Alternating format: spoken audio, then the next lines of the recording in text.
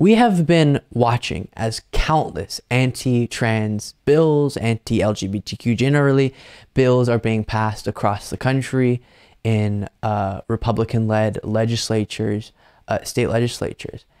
And if you're just reasonably analyzing that situation, it would be kind of an obvious conclusion to make that, well, probably it's because so many Republicans, all the Republicans, want this to be the case. So their elected officials just are following the will of their constituents. Not so much. And we'll talk about this very phenomenon that we see in American politics a lot, especially with the modern right wing. But first, here from Common Dreams.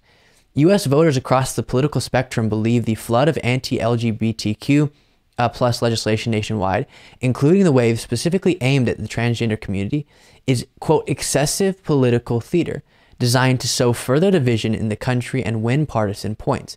That's one of the key findings of a new poll released Monday by Data for Progress, which showed that, quote, 72% of Democrats, 65% of independents, and 55% of Republicans think that there is too much legislation aimed at limiting the rights of transgender and gay people in America, citing nearly 430 separate bills that have moved or are moving through state legislatures this year. The survey found that the large majority of U.S. voters believe the Republican Party is using such proposals as a, quote, wedge issue to sow division or gain political advantage.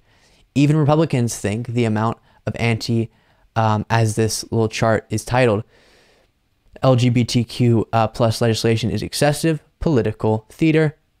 And then you can see those numbers portrayed there. Even 55% of Republicans recognize this to be political theater.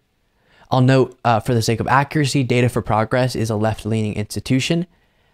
But taking that into account, even if this were to be off, clearly a significant portion still of even Republicans believe, definitely a majority of the country, and Republicans as well, believe, many of them, that this is political theater. So then why are the politicians doing it? And that brings us back to, as I will continue to talk about, distraction politics. If you don't have popular policy, what do you have to have? Popular politics. You have to brand effectively. In the case of many of these Republican politicians, you have to fearmonger effectively. And if you're not putting forward actual solutions to the problems facing your constituents, facing Americans, then you have to create problems to talk about. You have to create problems that you are solving. And that's what we're seeing here.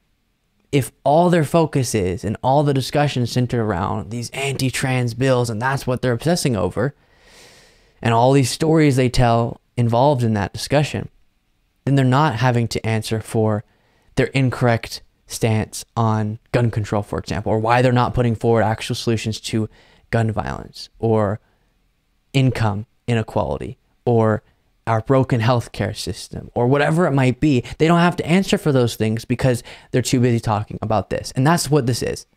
It's distraction politics.